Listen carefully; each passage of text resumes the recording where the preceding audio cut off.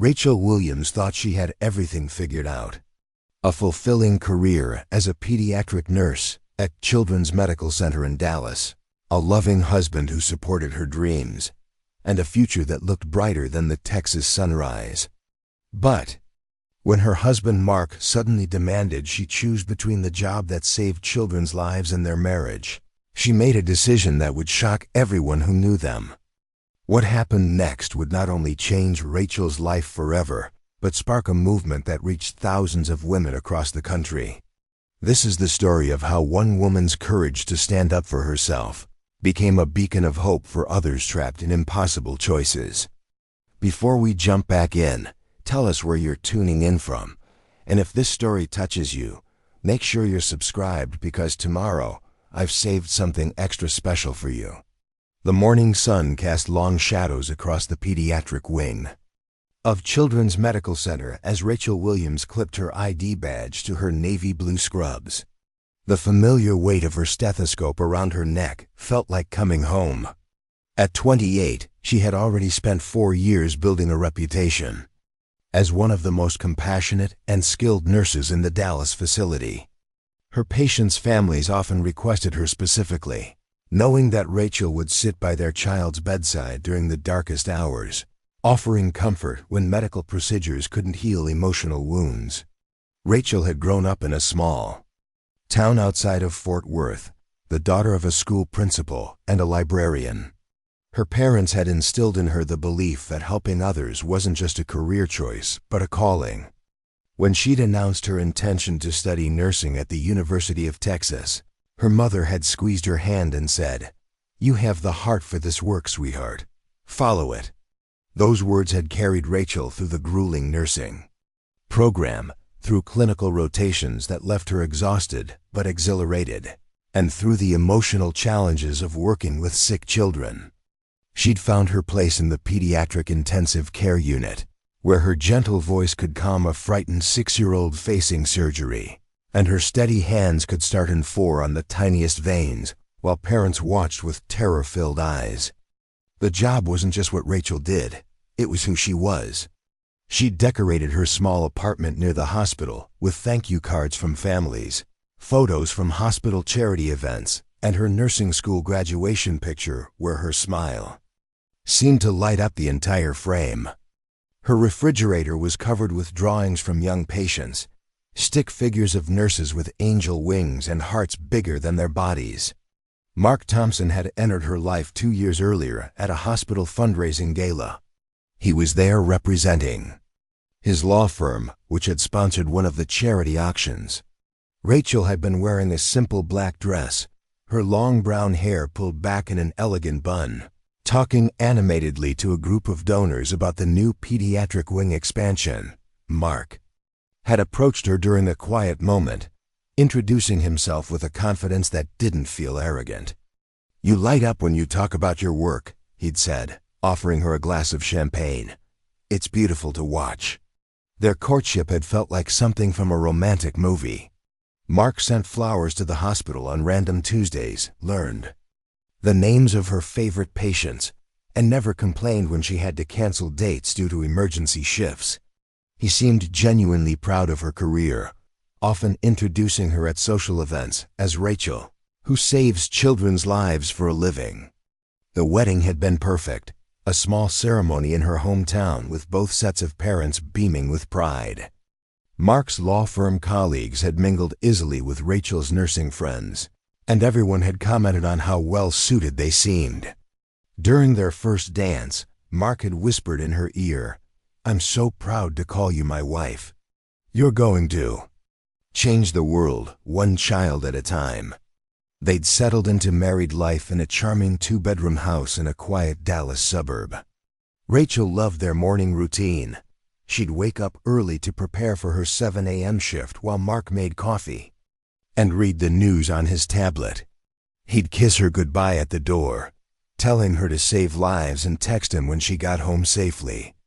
Their evenings were filled with conversations about their days, Mark sharing stories from his corporate law practice while Rachel recounted the small victories and heartbreaks that came with pediatric nursing. For the first year of marriage, Everything seemed to flow seamlessly. Mark attended hospital Christmas parties and summer picnics, charming Rachel's colleagues with his genuine interest in their work. He'd ask detailed questions about new medical procedures and remember the names of Rachel's most challenging patients. When she'd come home emotionally drained after losing a patient, Mark would hold her while she cried, never making her feel weak for caring so deeply. Rachel's career continued to flourish. She'd been selected for advanced pediatric trauma training, a competitive program that would enhance her skills and potentially lead to a supervisory role. The training required additional hours and weekend seminars, but Mark had encouraged her to pursue it. "This is your passion, Rach," he'd said when she'd hesitated about the time commitment. "I'll support you however you need." The pediatric unit at Children's Medical Center was Rachel's second home. She knew every nurse, doctor, and technician by name. She'd organized birthday parties for colleagues, started a mentorship program for new nursing graduates, and created a comfort program that provided teddy bears and blankets for young patients. Her supervisor, Lisa Chun, had mentioned multiple times that Rachel was being considered for a charge nurse position that would become available within the year. Rachel's days were filled with purpose and meaning. She'd start each shift by checking on her assigned patients, reading their charts not just for medical updates, but to understand their personalities and fears. 7-year-old Emma, recovering from appendix surgery, loved hearing stories about Rachel's childhood adventures. 12-year-old Marcus, battling leukemia, had taught Rachel how to play chess during his long treatment sessions. 3-year-old Sophia, born with a heart condition, would only take her medicine if Rachel sang a specific lullaby. These children weren't just patients to Rachel. They were temporary pieces of her heart. She'd celebrate with families when treatment succeeded and grieve with them when outcomes weren't favorable. Her colleagues often marveled at her ability to maintain emotional balance while caring so deeply. But Rachel had learned that loving her patients fully was what made her effective as their nurse. Outside of work, Rachel had built a life that felt complete and meaningful. She volunteered at a free clinic on her days off, teaching basic health education to underserved communities. She'd started a blog about pediatric nursing that had gained a modest following among nursing students and new graduates. Her posts about finding joy in difficult moments and maintaining hope during challenging cases had been shared widely in nursing forums. Mark had always seemed supportive of these activities. He'd proofread her blog posts and suggest ways to reach more readers. When she'd mentioned wanting to pursue a master's degree in pediatric nursing administration, he'd helped her research programs and encouraged her to apply. Their social life revolved around a mixture of his law firm colleagues and her hospital friends. Rachel enjoyed the lawyer gatherings, finding Mark's colleagues intelligent and accomplished, though sometimes she felt like an outsider when conversations turned to legal strategies and billable hours. She preferred the hospital social events, where she felt completely herself among people who understood the unique challenges and rewards of healthcare work. The first subtle shift came during their second year of marriage, so gradual that Rachel almost didn't notice it. Mark began making small comments about her schedule, observations that seemed harmless but carried an undertone she couldn't quite identify. "Another weekend shift?" he'd ask when she'd update him about her schedule. "Changes, Doctor." Preparing and narrating this story took us a lot of time, so if you are enjoying it, subscribe to our channel. It means a lot to us. Now back to the story. Peterson's wife doesn't work weekends, he'd mention casually, referring to one of his law firm partners. They have every Saturday and Sunday together. Rachel would explain that pediatric nursing required flexibility, that sick children didn't. Follow a Monday through Friday schedule, and that her weekend shifts were part of the job she loved. Mark would nod understandingly, but she began to sense a tension that hadn't existed before. The comments became more frequent as months passed. Mark would point out how much time she spent at the hospital, including the voluntary overtime she often picked up when the unit was short-staffed. He'd mention other couples they knew where the wife had more traditional work hours, allowing for regular date nights and weekend trips. "I miss you," he'd say when she'd come home exhausted from a particularly difficult shift. "Sometimes I feel like the hospital gets the best of you, and I get what's left over." Rachel felt torn between understanding his feelings and defending work that felt essential to her identity. She tried to create more boundaries, turning down some overtime opportunities and making sure to plan special evenings together. But the pediatric unit was chronically understaffed, and Rachel couldn't ignore her conscience when she knew her patients needed additional care. The tension escalated when Rachel was offered the charge nurse position she'd been working toward. The role would mean increased responsibilities, occasional administrative duties, and leadership of a team of 12 nurses. It was everything she'd hoped for professionally, a chance to impact patient care on a broader scale while mentoring newer nurses. When she'd excitedly shared the news with Mark over dinner at their favorite restaurant, his reaction had been lukewarm at best. "Congratulations, I guess," he'd said, cutting his steak with more force than necessary. "What does that mean for your schedule?" "Some additional meetings, maybe one evening a month for administrative duties, but basically the same hours," Rachel had explained. "Mark, this is huge for me. It's what I've been working toward since I started there." "Right," he'd said, his tone flat. "More responsibility, more stress, more time away from home." Rachel had stared at him across the candlelit table, suddenly feeling like she was looking at a stranger. "I thought you'd be proud of me."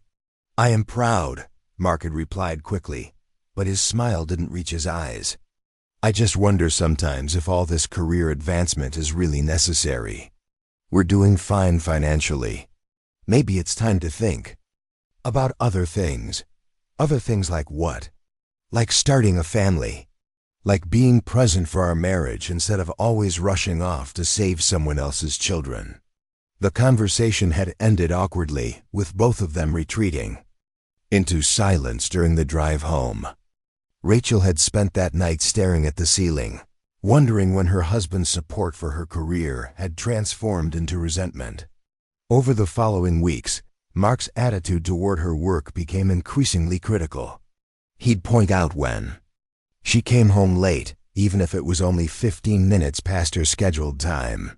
He'd comment on her exhaustion, suggesting that her job was taking too much out of her. When she'd share stories about particularly rewarding days with patients, he'd listen with barely concealed impatience. "Don't you ever get tired of other people's problems?" he'd asked one evening after she'd told him about helping a teenage patient through a difficult procedure. "They're not problems, Mark. They're children who need care and compassion." "Children who aren't yours," he'd replied pointedly. Rachel had felt something cold settle in her stomach at those words. The man who had once celebrated her dedication to helping children was now viewing her patients as competition for her attention and affection. The shift in their relationship dynamics became more pronounced during social situations. At law firm events, Mark would introduce her simply as "my wife Rachel," rather than mentioning her nursing career. When his colleagues asked about her work, he'd quickly change the subject to other topics. Rachel began to feel invisible in spaces where she'd once felt welcomed and respected. At hospital events, Mark's behavior was equally troubling. He'd check his phone frequently during conversations with Rachel's colleagues, showing little interest in their discussions about patient care innovations or new medical procedures. When Dr. Chun had congratulated Rachel publicly on her promotion to charge nurse, Mark's congratulations had felt forced and hollow. Rachel's friends began to notice the change as well. Sarah, her closest friend from nursing school, pulled her aside after a hospital holiday party. "Is everything okay with you and Mark?" Sarah had asked gently. "He seems different lately. Less engaged." Rachel had deflected the question, making excuses about work stress and busy schedules. But privately she was beginning to acknowledge that something fundamental was shifting in her marriage. The breaking point was approaching, though Rachel didn't recognize the warning signs.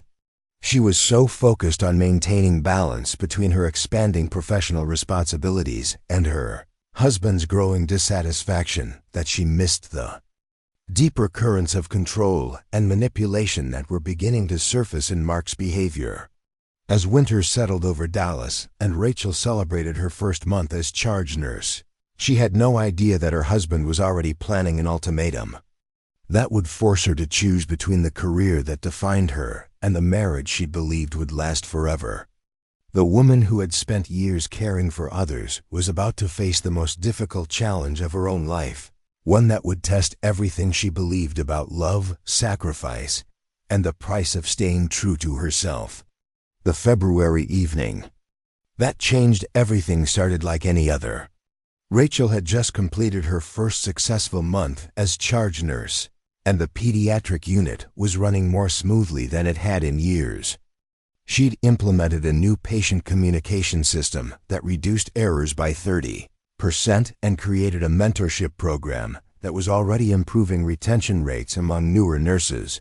Dr. Chen had pulled her aside that afternoon to express how impressed the hospital administration was with her leadership. Rachel drove home through the Dallas traffic with a sense of accomplishment warming her chest. She'd stopped at the grocery store to pick up ingredients for Mark's favorite dinner, hoping to share her professional victories with the man she'd married. The house was dark when she pulled into their driveway, which was unusual since Mark typically arrived home before her on Fridays. She found him in the living room, sitting in his leather chair with a tumbler of whiskey in his hand. Papers were spread across the coffee table in front of him, and his laptop was open to what appeared to be real estate listings. The atmosphere in the room felt heavy, charged with an energy that made Rachel's stomach tighten with apprehension. "You're home late again," Mark said without looking up from his screen. "I stopped at the store to get stuff for dinner," Rachel replied, setting the grocery bags on the kitchen counter. "I thought we could celebrate. The hospital board loved my first month report."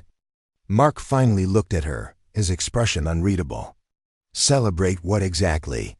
You working even more hours than before?" Rachel felt the familiar knot of frustration forming in her throat. "Mark, we've talked about this. The transition period requires extra attention, but things are settling down now." "Are they?" He gestured to the papers on the table. "Because from where I'm sitting, it looks like you're just getting started with bigger and bigger responsibilities that take you further away from our life together." Rachel moved closer, trying to see what he'd been looking at. The real estate listing showed houses in North Dallas, sprawling properties with price tags that made her eyes widen. "What is all this?" "Options," Mark said, closing the laptop with deliberate slowness. "Houses we could afford if we made some changes to our current situation." "Changes like what?" Mark stood up, his 6-foot frame towering over her as he moved to the window overlooking their backyard. "Changes like having a wife who's actually present in our marriage, instead of playing superhero at a children's hospital." The words hit Rachel like a physical blow. "Playing superhero?" "Mark, I'm a charge nurse. I lead a team that saves children's lives every single day." "Children who aren't ours," Mark replied, his voice cold and calculating. "Children whose problems become your problems while your actual husband sits at home wondering when his wife decided that other people's families were more important than her own." Rachel sank onto the couch, her mind racing to process what she was hearing. This wasn't the man who had supported her through nursing school, who had bragged about her work to his colleagues, who had once told her that her compassion was one of the things he loved most about her. "I don't understand where this is coming from," she said quietly. "You knew who I was when you married me. You knew nursing wasn't just a job for me." Mark turned from the window, his expression harder than she'd ever seen it. "I knew who you were, but I also thought marriage would change your priorities. I thought once you had a real family to take care of, you wouldn't need to pour all your energy into other people's children." "A real family?" Rachel's voice rose despite her attempt to stay calm. "Mark, we are a real family. And my patients aren't taking anything away from us, aren't they?" Mark returned to his chair, leaning forward with his elbows on his knees. "When's the last time we took a vacation that wasn't interrupted by your work emergencies? When's the last time we had dinner together without you checking your phone for messages from the hospital? When's the last time you came home with energy left for me instead of being emotionally drained from taking care of everyone else?" Each question felt like an accusation, and Rachel found herself struggling to formulate responses. It was true that her work was demanding, that she often came home exhausted, that her phone occasionally buzzed with urgent communications from the hospital. But those weren't flaws in her character or failures in their marriage. They were realities of being a healthcare professional. "Mark, every career has demands. Your law practice keeps you late plenty of nights. You've canceled plans for client emergencies." "That's different," Mark said dismissively. "My work is building our future. Your work is maintenance. You're maintaining other people's children while neglecting your own potential for motherhood." The conversation had taken a turn that left Rachel feeling dizzy with confusion and hurt. My own potential for motherhood? We've never even discussed having children on any specific timeline, haven't we? Mark's smile was cold. "I've been dropping hints for months, Rachel. Comments about settling down, about starting a real family, about you focusing on our home instead of the hospital. But you've been too wrapped up in your nursing career to notice." Rachel searched her memory for these supposed hints, finding only Mark's increasing criticism of her work schedule and his growing distance from her professional life. "If you wanted to talk about having children, why didn't you just say that directly instead of attacking my career?" "Because your career is the problem," Mark said with finality. "You can't be the mother our children deserve if you're spending 60 hours a week emotionally invested in other people's kids. You can't be the wife I need if your first priority is always the hospital." The room fell silent except for the hum of the heating system and the distant sound of traffic on their street. Rachel stared at her husband, this man she'd promised to love and honor, wondering when he'd decided that loving her meant dismantling everything that made her who she was. "What exactly are you asking me to do?" she said finally.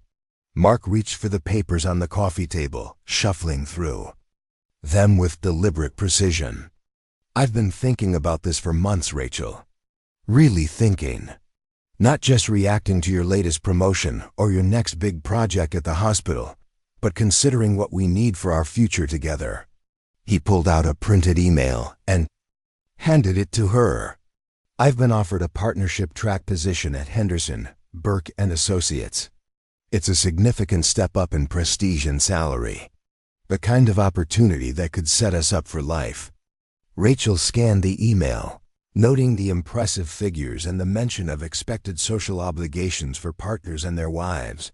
"Mark, this is wonderful. Why didn't you tell me about this before?"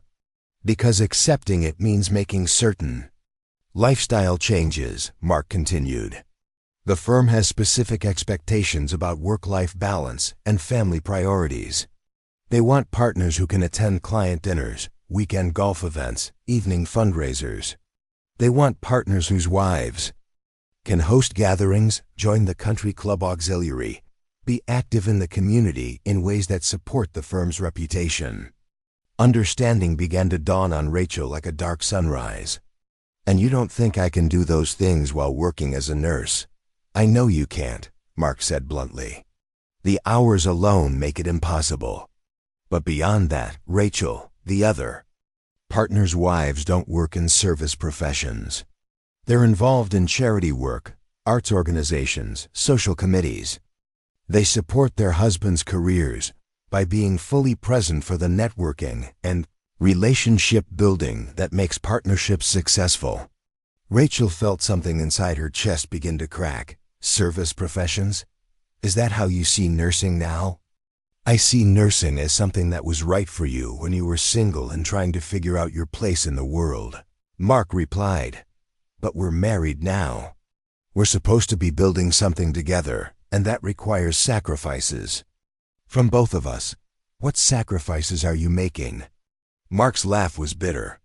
I'm sacrificing the partnership opportunity if you won't support it properly. I'm sacrificing my professional growth because my wife is too stubborn to see the bigger picture. The accusation of stubbornness stung more than Rachel had expected. She'd always prided herself on being reasonable, on considering different perspectives, on finding compromises that worked for everyone involved. But as she sat in their living room listening to Mark systematically dismantle her career and identity, she realized that what he was calling stubbornness was actually her instinct for self-preservation. Let me make sure I understand this correctly, Rachel said slowly. You want me to quit my job as charge nurse, give up the career I spent years building, so that I can support your networking requirements as a law firm partner's wife. I want you to choose our future over your past, Mark corrected. I want you to see that being my wife and the mother of our children is more important than clinging to a job that any competent person could do. The casual dismissal of her professional skills and accomplishments felt like being slapped. Any competent person could do my job? Rachel, you change bedpans and give medications according to doctor's orders. You're not performing surgery or making life or death medical decisions. You're a skilled technician, but let's not pretend you're irreplaceable. Rachel stood up abruptly, her hands shaking with a combination of anger and hurt that she'd never experienced before. A skilled technician? Mark, I lead a team of 12 nurses. I make critical decisions about patient care every single day. I've saved children's lives with my quick thinking and medical knowledge. You've followed protocols established by people with more education and authority than you have, Mark replied dismissively. The hospital will find another nurse to fill your position within a week. But I can't find another wife, and our future children can't find another mother. The conversation had crossed into territory that felt surreal and nightmarish. Rachel had expected many challenges in marriage, but she'd never imagined that her husband would methodically attack the core of her professional identity while claiming to love her. What if I said no? She asked quietly. What if I told you that I'm not willing to give up my career for your partnership track? Mark's expression hardened in a way that made Rachel's breath catch. Then I'd say you're not the woman I married. The woman I married cared about our future together more than her own individual ambitions. The woman you married was a nurse, Mark. She was passionate about pediatric care and dedicated to helping children. That woman hasn't changed. That woman was single, Mark shot back. That woman didn't have responsibilities to a husband and a future family. That woman could afford to be selfish with her time and energy. The word selfish hung in the air between them like a toxic cloud. Rachel had been called many things in her life, but selfish had never been one of them. Her entire career was built on selflessness, on putting the needs of vulnerable children above her own comfort and convenience. Selfish? Rachel's voice was barely above a whisper. You think caring for sick children is selfish? I think prioritizing sick children over your own husband is selfish, Mark clarified. I think choosing a job over a marriage is selfish. I think refusing to support your spouse's career advancement because you're attached to playing nurse is incredibly selfish.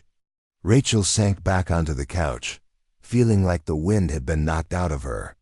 The man she'd fallen in love with, the man who had once admired her dedication to helping others, was now characterizing that same dedication as a character flaw.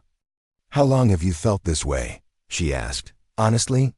Since about 6 months after we got married, Mark admitted.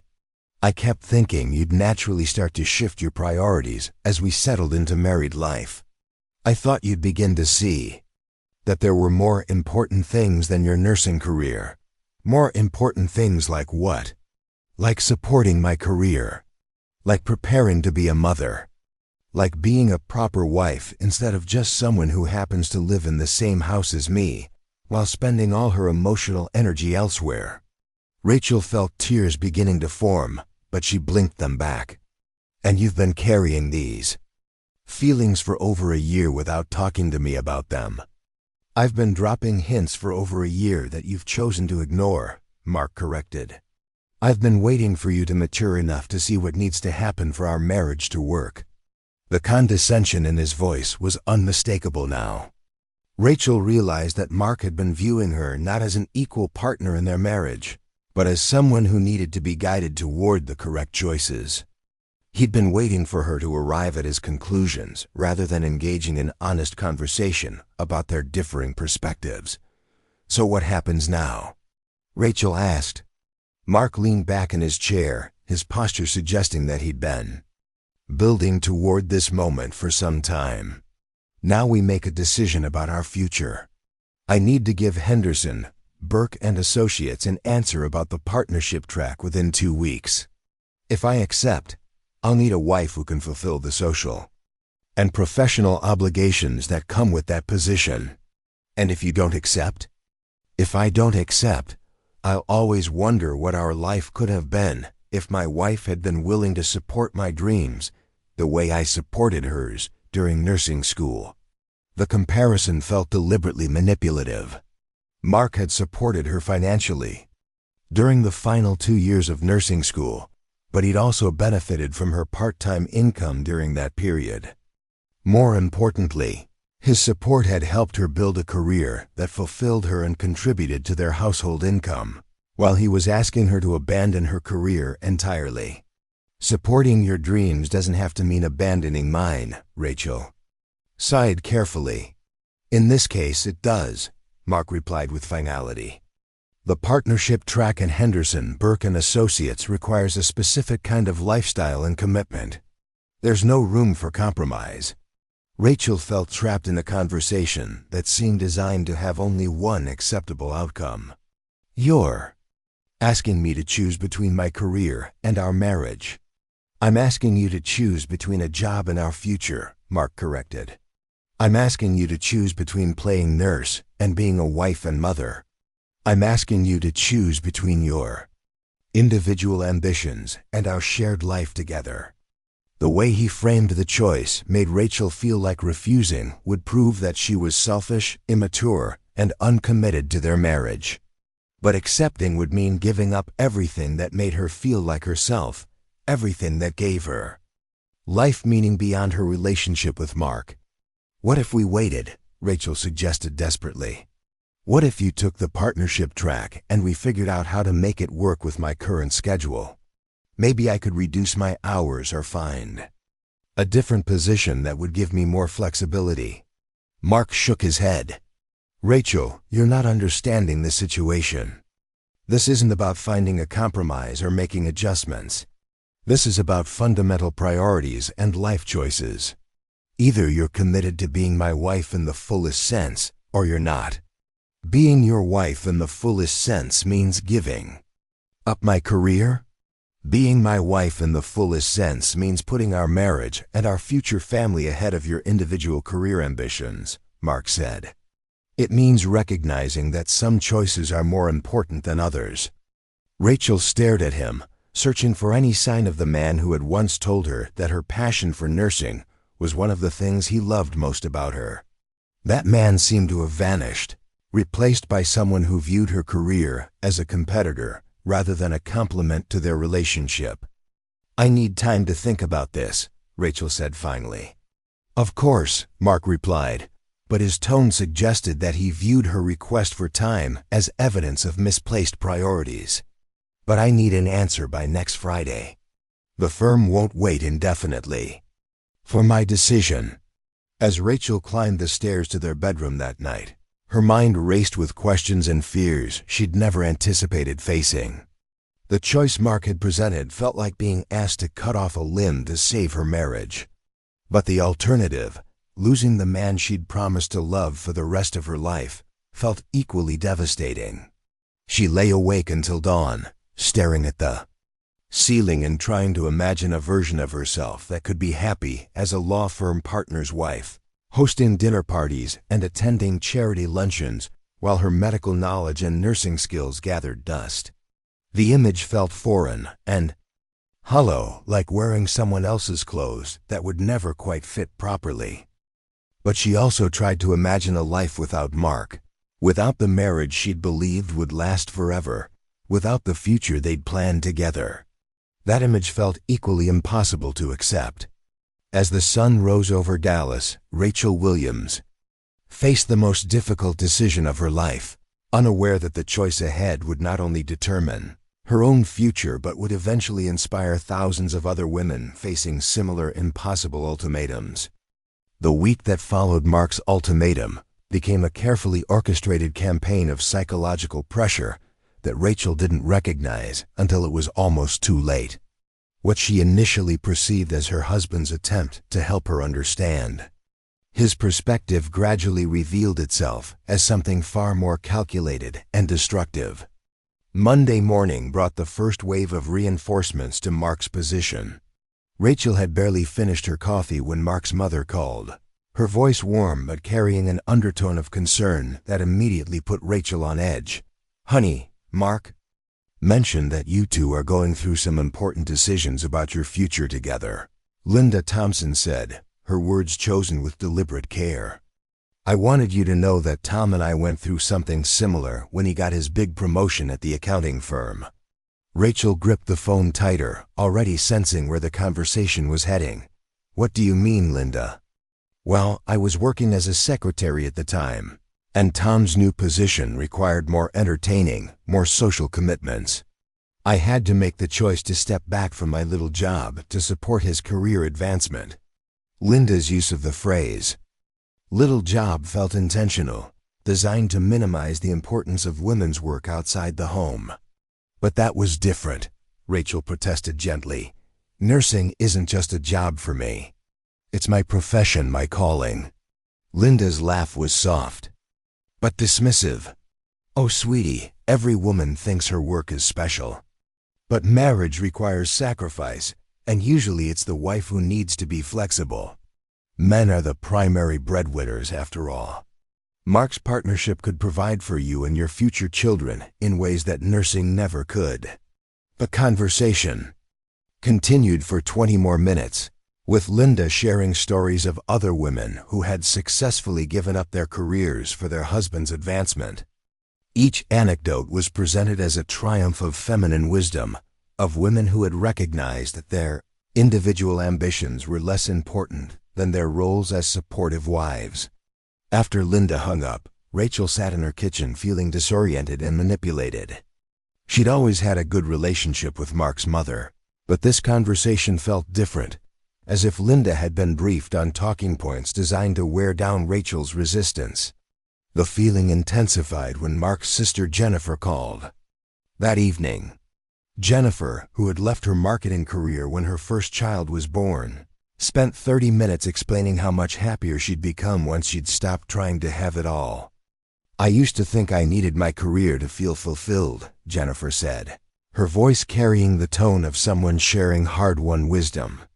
"But once I focused on supporting David's practice and raising our children, I realized that was where real satisfaction comes from. Mark is offering you the chance to step into your true purpose as a wife and future mother." "But Jennifer, you chose to leave your career when you had children," Rachel pointed out. "Mark and I haven't even discussed having children on any specific timeline. Haven't you?" Jennifer's question echoed Mark's words from their confrontation. "Rachel, you're 28 years old. Your biological clock is ticking whether you acknowledge it or not. Mark is trying to plan for your future together, and you're resisting because you're attached to a job that will become irrelevant once you have babies anyway."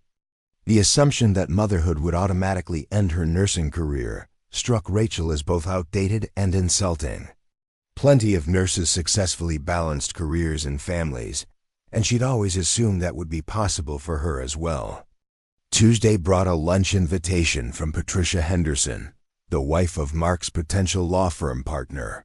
Rachel had met Patricia briefly at firm social events and remembered her as elegant and polished, the kind of woman who seemed effortlessly sophisticated in ways that made Rachel feel young and unsure of herself. Patricia chose an upscale restaurant in North Dallas, The kind of place where the waitstaff knew the regular customers by name, and the lunch menu didn't include prices.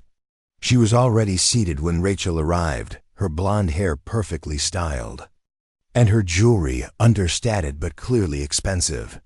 "Rachel, darling, you look lovely," Patricia said, kissing her cheek in the manner of someone accustomed to social air kisses. "Mark told David that you might be joining our little community soon." "I'm not sure what you mean," Rachel replied, though she suspected she knew exactly what Patricia meant. "The firm wives, of course. We have such a wonderful group of women who support each other through the unique challenges of being married. To ambitious lawyers." Patricia's smile was warm but calculating.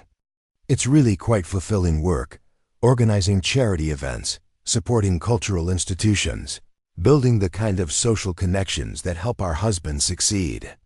Patricia spent the next hour describing the world that could be Rachel's if she made the right choice about Mark's partnership opportunity.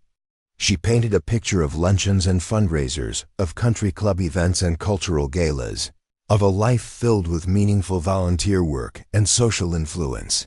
"The thing about nursing," Patricia said toward the end of their lunch, "is that it's such demanding work for relatively little reward.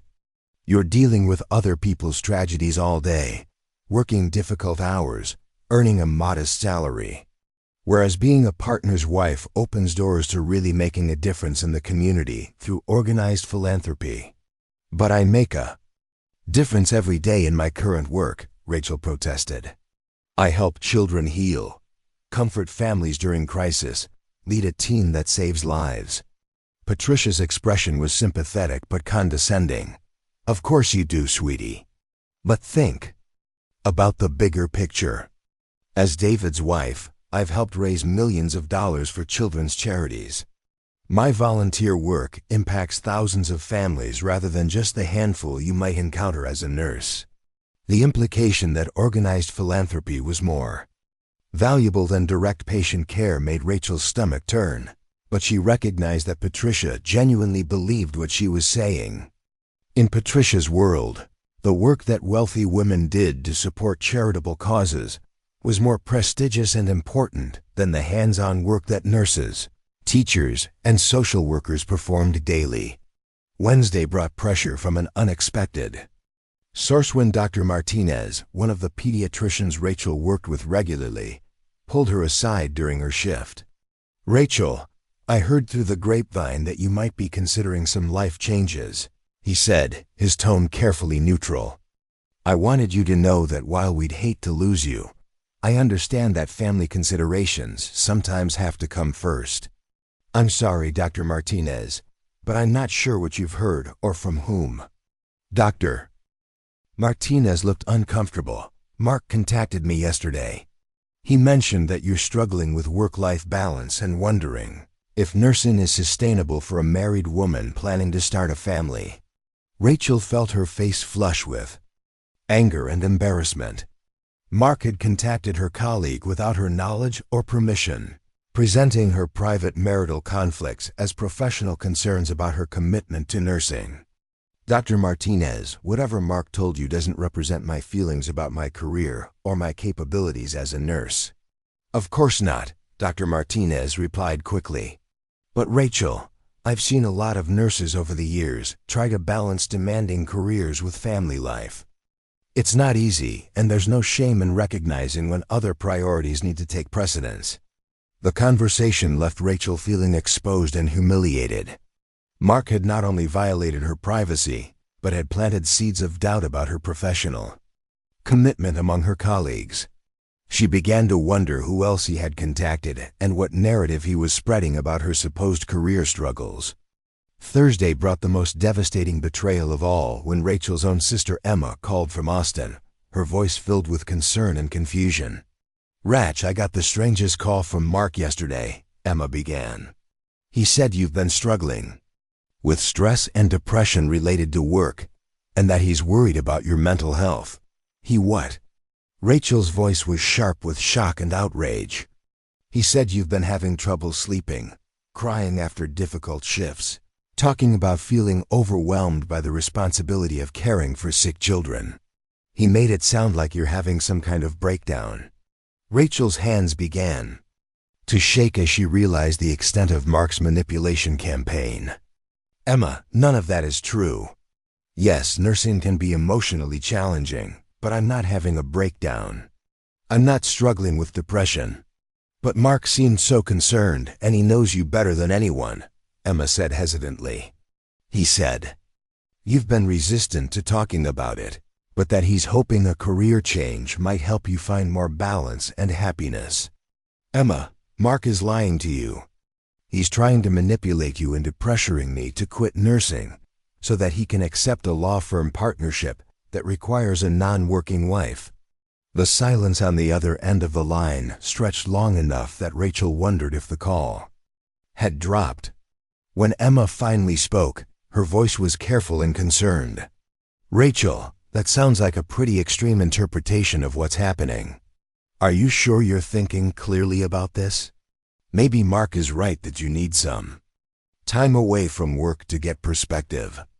The fact that her own sister was questioning her mental state and siding with Mark felt like the final blow in a week of systematic psychological assault. Rachel realized that Mark had successfully created a narrative in which her resistance to his demands was evidence of instability rather than strength. Friday morning arrived with Rachel feeling more isolated and confused than she'd ever felt in her adult life.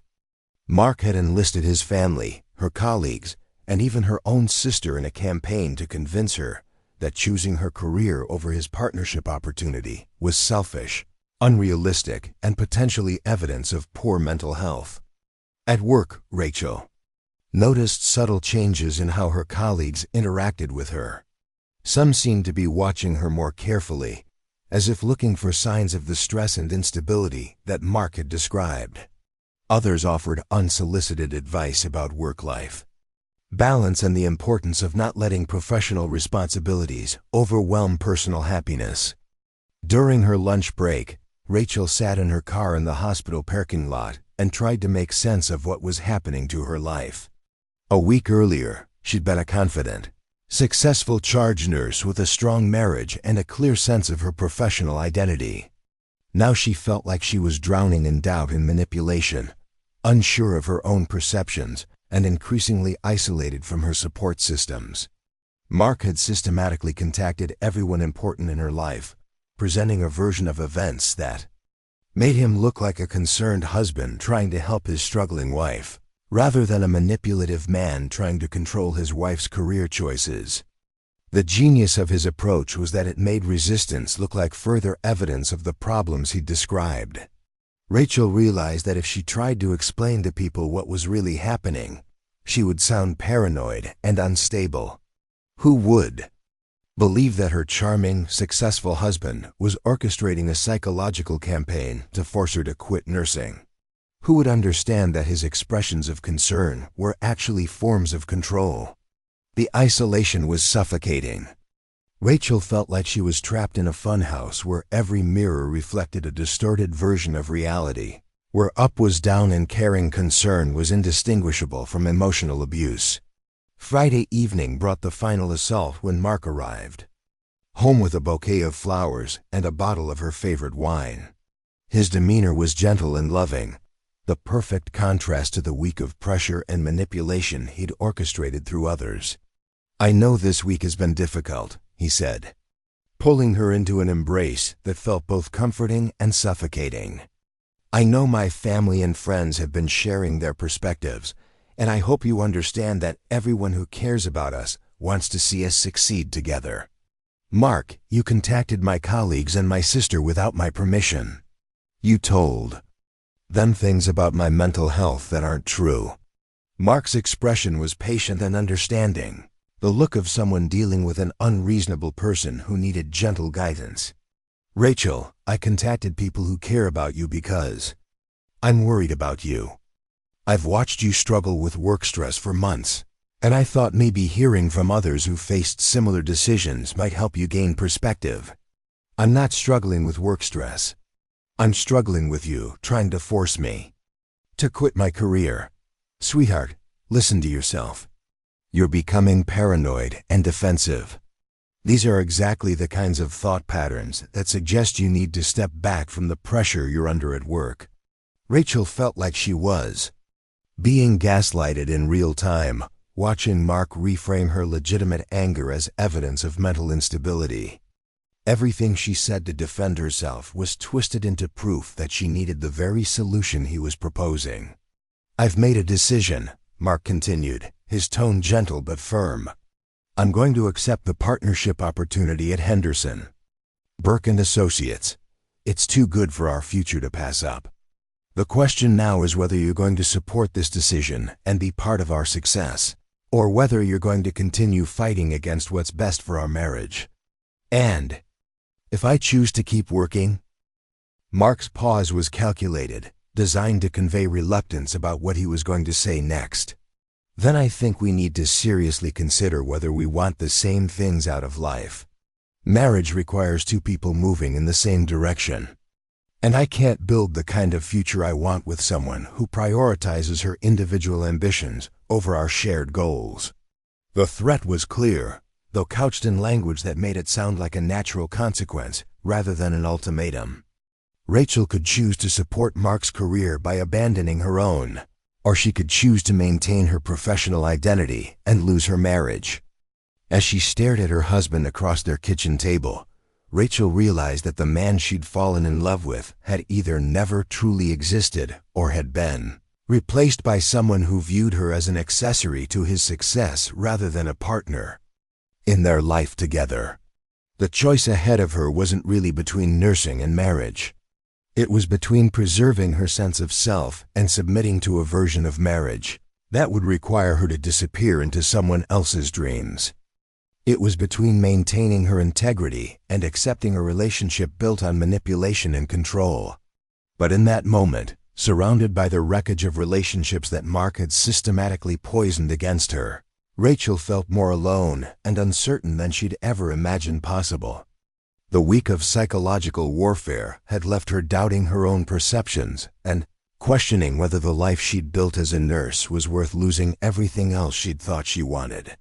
As Friday night deepened into Saturday morning, Rachel lay awake next to her sleeping husband, trying to find the courage to make a decision that would define the rest of her life. She had no idea that help was coming from an unexpected source, or that her story was about to take a turn that would not only save her career, but transform her into a voice for thousands of other women facing similar impossible choices. What Rachel didn't know was that her colleague and friend Dr. Sarah Kim had been quietly documenting the troubling changes she'd observed in Rachel's behavior over the past month. As a psychiatrist who worked part-time in the pediatric ward consulting on cases involving family trauma, Dr. Kim had trained herself to recognize the subtle signs of psychological manipulation and emotional abuse. Sarah had noticed how Rachel's confidence seemed to be eroding, how she'd started second-guessing decisions she would have made instinctively just weeks before. She'd observed Rachel checking her phone anxiously during shifts, looking strained. After brief conversations that seemed to leave her emotionally depleted. Most concerning was the way Rachel had begun apologizing for things that weren't mistakes, as if she'd internalized a narrative that she was somehow failing in multiple areas of her life. The breaking point for Sarah came on Monday morning when she overheard a phone conversation between Rachel and someone who was clearly pressuring her about her career choices. Sarah couldn't hear the other side of the conversation, but Rachel's responses painted a clear picture of someone being systematically undermined. "I understand that you think I'm being selfish," Rachel had said quietly into her phone during what should have been her lunch break. "Yes, I know other wives have made different choices. No, I haven't forgotten about our future family plans." After the call ended, Sarah watched Rachel sit in her car for 15 minutes, her shoulders shaking in a way that suggested she was crying. That evening, Sarah made a decision that would change everything. Sarah had maintained a friendship with Rachel's sister Emma since medical school, though they'd lost touch over the years as their careers took them to different cities. She found Emma's contact information and placed a careful phone call, not wanting to violate Rachel's privacy, but increasingly concerned about what she was witnessing. "Emma, this is Sarah Kim. I went to medical school with you, and I work with Rachel at Children's Medical Center," Sarah began carefully. "I'm calling because I'm concerned about some changes I've been observing in Rachel's behavior, and I wondered if you'd noticed anything unusual when you've spoken with her recently." Emma's response confirmed Sarah's worst fears. "Actually, yes. Rachel's husband Mark called me last week saying he was worried about her mental health. He said she's been having breakdowns at work and talking about feeling overwhelmed by the pressure of nursing." Sarah felt her stomach drop. "Emma, I work closely with Rachel every day. She's not having breakdowns. She's one of the most competent and emotionally stable nurses on our unit. If anything, she seems to be under stress from something happening outside of work." The conversation that followed lasted over an hour, with Sarah carefully sharing her professional observations while Emma described the concerning phone calls she'd received from Mark. Together, they began to piece together a pattern of behavior that looked very different from the concerned husband narrative Mark had been promoting. "I think Rachel is being manipulated," Sarah said finally. "And I think she's so deep in it that she can't see what's happening to her." Emma was quiet for a long moment. "What can we do? If we're right, and I confront her directly, won't she just think we're overreacting or interfering in her marriage?" "Maybe," Sarah admitted, "but I have an idea. What if we documented what's really happening and presented her with objective evidence instead of just our opinions?" Over the next 3 days, Sarah and Emma worked together to build a case that would help Rachel see her situation clearly. Sarah began discreetly recording interactions at the hospital, noting timestamps when Mark called Rachel at work and documenting the changes in Rachel's demeanor before and after these conversations. Emma reached out to other family members and friends, asking careful questions about any contact they'd had with Mark regarding Rachel's supposed struggles with work stress. The pattern that emerged was disturbing in its consistency and calculation. Most damaging was the discovery that Mark had contacted Dr. Martinez with specific talking points about Rachel's mental health, presenting himself as a concerned husband, seeking guidance from her colleague about how to help his struggling wife. Dr. Martinez, acting in good faith, had unknowingly become part of Mark's manipulation campaign. The breakthrough came on Thursday evening when Emma drove from Austin to Dallas unannounced, arriving at Rachel's house with a folder full of documentation and a recording device. She found Rachel sitting alone in her kitchen, staring at a resignation letter she'd drafted but hadn't yet submitted. "Rach, we need to talk," Emma said gently, settling into the chair across from her sister. "And before you say anything, I need you to listen to some things I've discovered about what's been happening to you." Rachel looked up with eyes that seemed older and more defeated than Emma had ever seen. I can't handle any more pressure right now. I'm trying to make an impossible decision, and everyone keeps telling me what I should do." "That's exactly what I want to talk about," Emma replied.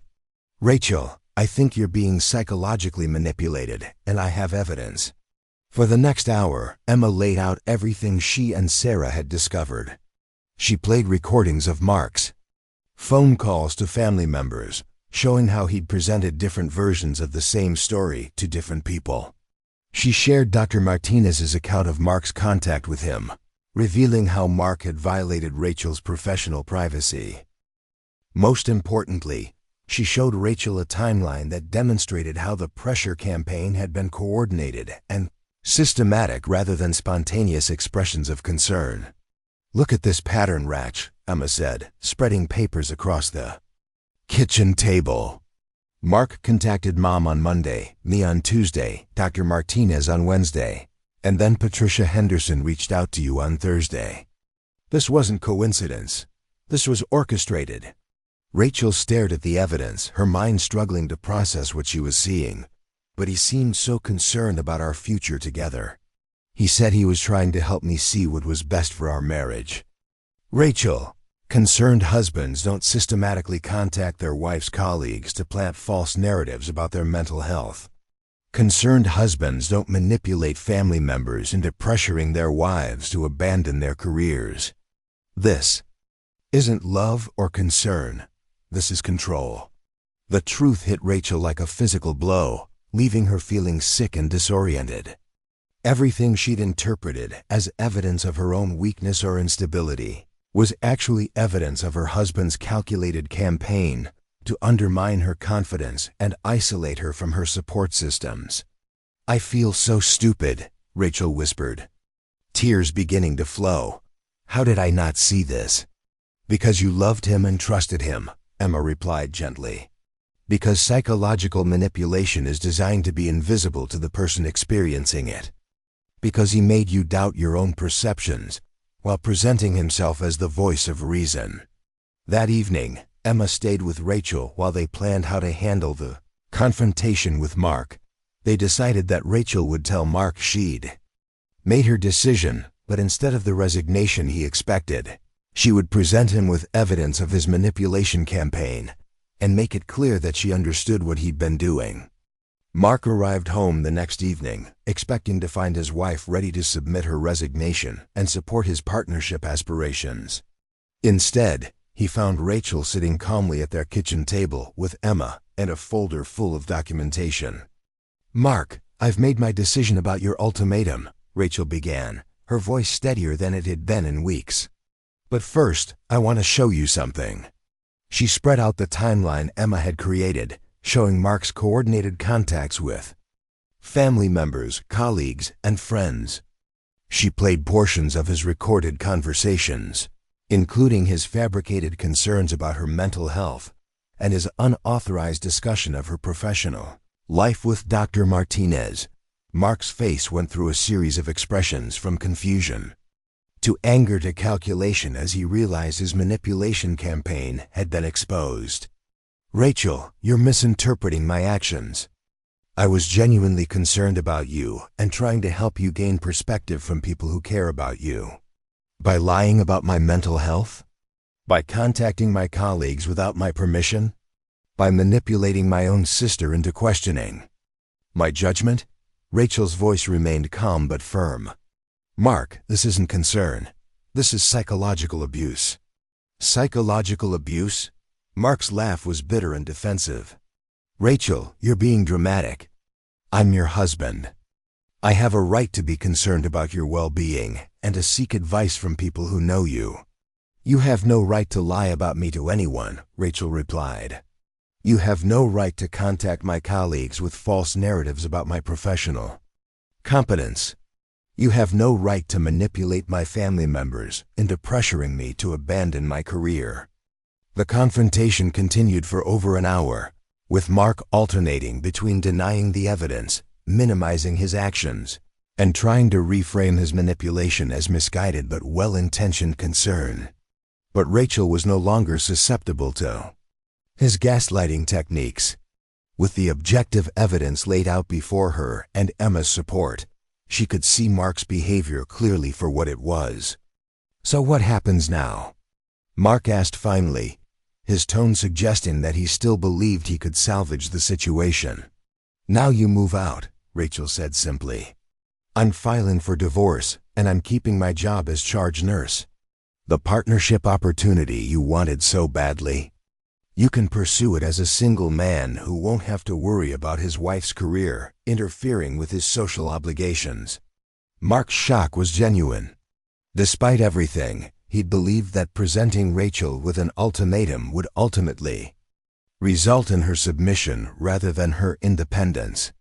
"Rachel, you can't be serious. You're going to throw away our marriage over a nursing job?" "I'm ending our marriage because you tried to destroy my professional identity and manipulate me into abandoning everything that makes me who I am," Rachel corrected. "The nursing career isn't the problem, Mark. Your inability to respect my autonomy and professional achievements is the problem." The days that followed were difficult, but clarifying. Mark moved out of their house while continuing to insist that Rachel was making a mistake she would regret. He enlisted his family and friends to pressure her to reconsider.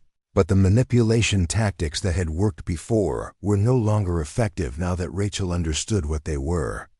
Emma stayed with Rachel for 2 weeks, providing emotional support and helping her navigate the practical aspects of filing for divorce. Dr. Sarah Kim helped Rachel report Mark's inappropriate contact with her colleagues to the hospital administration, ensuring that his interference with her professional life was documented officially. Most importantly, Rachel began to reclaim her sense of self and professional confidence. Without the constant undermining and pressure from Mark, she remembered why she'd become a nurse and why her work mattered. The children on her unit noticed the change immediately, responding to her renewed energy and focus. 3 months after confronting Mark, Rachel was approached by the Dallas Area Nurses Association about sharing her story at their annual conference. Word had spread through nursing networks about her experience with spousal psychological abuse designed to force career abandonment, and other nurses had begun reaching out with similar stories. "We're seeing this pattern more frequently," explained Janet Rodriguez, the association's president. "Successful women in demanding careers being pressured by partners to give up their professional identities. Your story could help other nurses recognize the warning signs and find the courage to resist." Rachel's presentation at the nursing conference was attended by over 300 healthcare professionals. She spoke candidly about the subtle ways psychological manipulation can undermine professional confidence, the importance of maintaining supportive relationships outside of marriage, and the difference between legitimate work-life balance discussions and systematic campaigns designed to destroy a woman's career. The response was overwhelming. Dozens of nurses approached Rachel after her presentation, sharing their own experiences with partners who had tried to force them out of healthcare careers. Some had successfully resisted the pressure, while others had given up nursing only to regret the decision years later. "Your story gave me the language to understand what happened to me," one nurse told Rachel. "I thought I was just being a good wife when I quit nursing to support my husband's career. Now I realize I was being manipulated." The speaking engagement led to others. Rachel was invited to address medical conferences, women's professional organizations, and domestic violence awareness groups. Her story resonated beyond the nursing profession, connecting with women in various careers who had faced similar ultimatums from controlling partners. A year after her divorce was finalized, Rachel was offered a position as Director of Professional Advocacy for the Texas Nurses Foundation, a role that would allow her to address workplace harassment, spousal career interference, and other issues affecting nursing professionals statewide. "We need someone who understands these issues from personal experience," the Foundation's board chair explained. "Someone who can speak authentically about the intersection of domestic abuse and professional advancement." Rachel accepted the position while maintaining her clinical responsibilities at Children's Medical Center on a part-time basis. She couldn't imagine giving up direct patient care entirely, but she was excited about the opportunity to help other nurses navigate challenges that went beyond medical procedures and patient care. Her first major project was developing a support network for healthcare workers experiencing spousal career interference. The program provided counseling resources, legal referrals, and peer support groups for nurses whose partners were attempting to undermine their professional lives. "The isolation is the worst part," Rachel explained to a support group session. "When someone you love and trust is systematically convincing you that your career goals are selfish or unrealistic, it becomes almost impossible to maintain perspective. That's why having other people who understand the manipulation is so crucial." The program quickly expanded beyond Texas, with nurses associations in other states requesting training materials and support resources.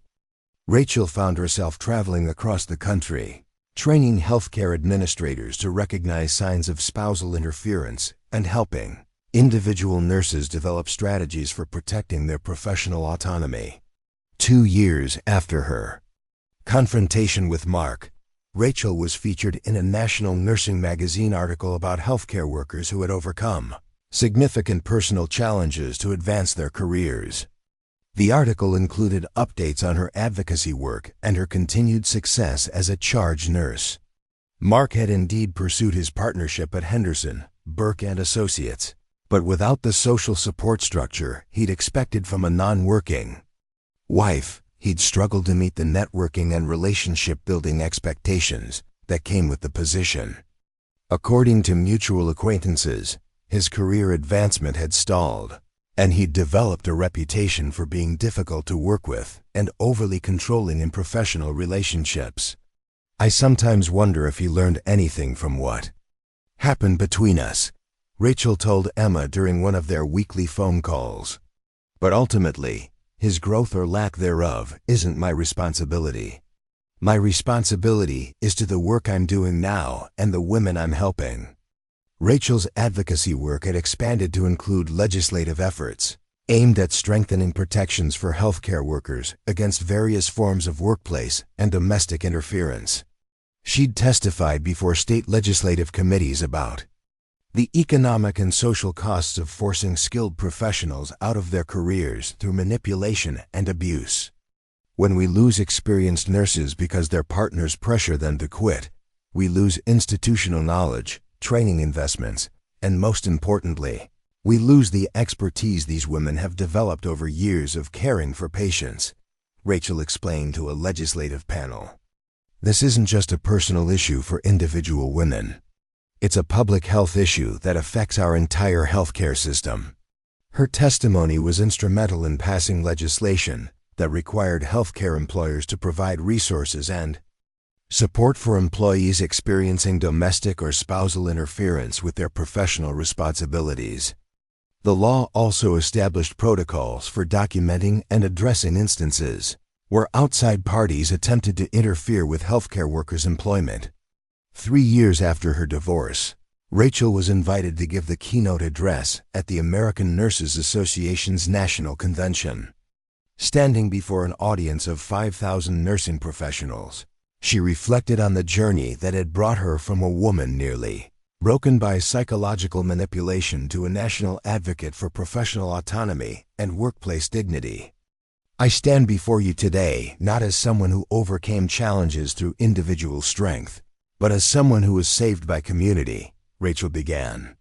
My story could have ended very differently if Dr. Sarah Kim hadn't recognized the signs of manipulation and reached out to my sister. If Emma hadn't driven from Austin with evidence and support. If the nursing community hadn't embraced me when I needed help rebuilding my confidence. She spoke about the importance of supporting colleagues who seemed to be struggling, of recognizing that changes in professional behavior might indicate problems at home rather than deficiencies in skill or commitment.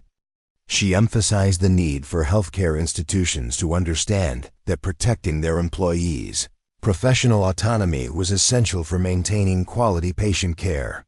When Mark told me that anyone could do my job, that nursing was just following doctor's orders, he was attacking not just my individual worth, but the value of our entire profession, Rachel continued. Every time we allow someone to diminish the importance of nursing, whether it's a controlling spouse, an unsupportive administrator, or a broader society that undervalues care work, we participate in undermining our own professional status. The standing ovation that followed her speech lasted over 5 minutes.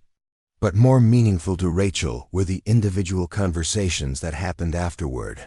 Nurses who shared their own experiences with spousal career interference, hospital administrators who asked for guidance on supporting employees in difficult situations, and younger nurses who thanked her for helping them understand that their professional aspirations were valid and important.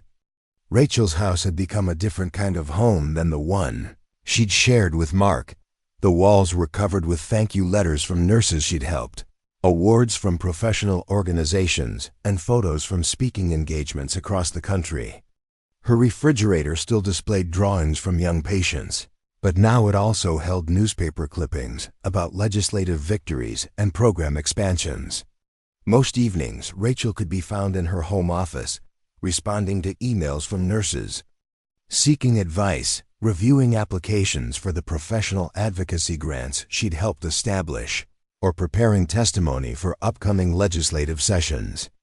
The work was demanding and emotionally intensive, but it filled her with the same sense of purpose she'd always found in direct patient care. On quiet Sunday mornings, Rachel often returned to Children's Medical Center for a few hours of volunteer work, reading to pediatric patients or helping with art therapy sessions.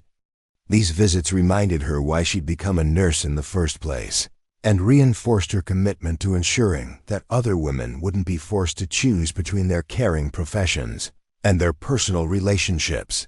The children still need us, she would tell younger nurses who were struggling with work-life balance pressures.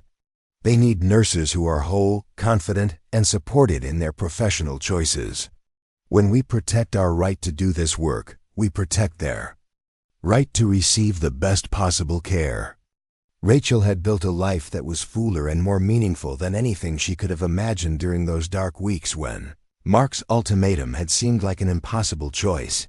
She discovered that the decision that left her husband speechless had ultimately given her a voice that reached thousands of other women facing similar challenges.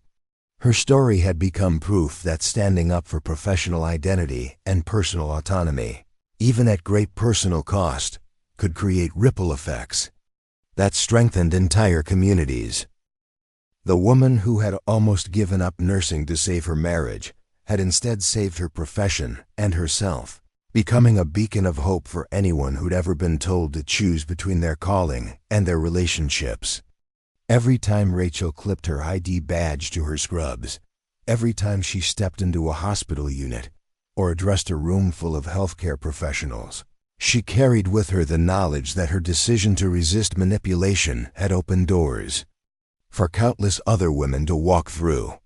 Mark's ultimatum had been intended to diminish her, but instead it had revealed the strength she'd always possessed and transformed her into exactly the kind of leader the nursing profession needed.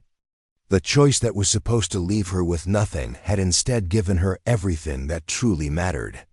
5 years had passed since Rachel Williams made the decision that transformed her from a woman trapped in an impossible choice into a voice for change across the healthcare industry. On a crisp October morning in Dallas, she stood before the newly constructed Rachel Williams Center for Professional Advocacy at the University of Texas Southwestern Medical Center, watching as hundreds of nursing students, faculty members, and healthcare administrators gathered for the dedication ceremony. The center represented something Rachel had never imagined possible during those dark weeks when Mark's ultimatum had seemed to define the boundaries of her future. Named in her honor by the university's Board of Trustees, the facility would house the nation's first comprehensive program dedicated to protecting healthcare workers from professional interference, whether from abusive partners, discriminatory employers, or systemic barriers that prevented career advancement. When I was 28 years old, someone I trusted told me that my work as a nurse was insignificant compared to my potential as a supportive wife. Rachel began her dedication speech, her voice carrying clearly across the assembled crowd. He told me that anyone could do my job, that my years of education and experience were expendable, that my passion for caring for children was a selfish indulgence that interfered with more important priorities. She paused, looking out at the sea of faces, many of them young nursing students who reminded her of herself at their age, full of hope and determination to make a difference in the world through healthcare. Today, this center stands as proof that the work we do as nurses, as healthcare professionals, as caregivers is not expendable. It is essential, it is valuable, and it deserves protection. The journey to this moment had been longer and more complex than anyone could have anticipated when Rachel first shared her story at that Dallas Area Nurses Association conference 5 years earlier. What had begun as one woman's attempt to help other nurses recognize psychological manipulation had evolved into a national movement addressing the broader challenges facing healthcare professionals in their personal and professional lives. Dr. Maria Santos, who had become Rachel's closest collaborator and friend during the development of the Advocacy Center, stepped to the podium after Rachel's opening remarks. Maria had her own story of career interference, though hers had come from family members who believed that pursuing a medical degree was inappropriate for a woman from their traditional community. Together, she and Rachel had created a support network that addressed the diverse ways that healthcare workers faced pressure to abandon or limit their professional aspirations. The Rachel Williams Center represents a new understanding of what it means to support healthcare professionals. Maria explained to the audience, "For too long, we've addressed workplace challenges in isolation, treating spousal interference as a personal problem, gender discrimination as an HR issue, and professional burnout as an individual failure to manage stress. This center recognizes that these challenges are interconnected and require comprehensive, systemic solutions." The center's programs reflected this comprehensive approach. In addition to the peer support groups and legal resources that Rachel had pioneered in her early advocacy work, the facility offered career counseling for healthcare workers facing family pressure to change professions, financial planning services for those seeking independence from controlling partners, and professional development opportunities designed to help nurses and other healthcare workers advance their careers despite external obstacles. One of the most innovative programs was the Professional Autonomy Legal Clinic, staffed by attorneys who specialized in cases involving spousal career interference, workplace discrimination, and domestic violence that targeted professional women.